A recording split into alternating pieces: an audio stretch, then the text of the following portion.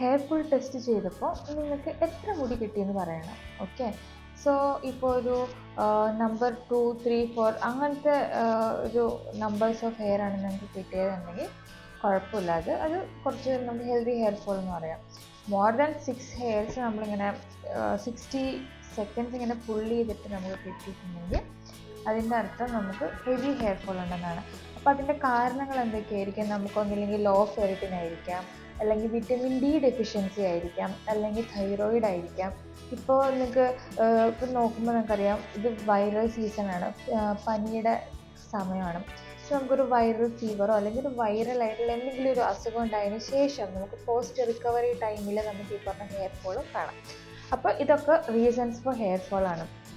നിങ്ങൾക്ക് അപ്പോൾ ഈ ഒരു ഹെയർ ഫോൾ ഉണ്ടെന്നുണ്ടെങ്കിൽ നിങ്ങൾ ഈ ഒരു ടെസ്റ്റ് ചെയ്ത് നോക്കുക. ഹെയർ ഫുൾ ടെസ്റ്റ് എന്നാണ് പറയുക. ഇത് ചെയ്തിട്ട് നിങ്ങൾക്ക് എത്ര ഹെയർസ് ആണ് നിങ്ങൾക്ക് കിട്ടിയെന്നുള്ളത് താഴെ കമൻറ്റ് ബോക്സിൽ കാണിക്കും.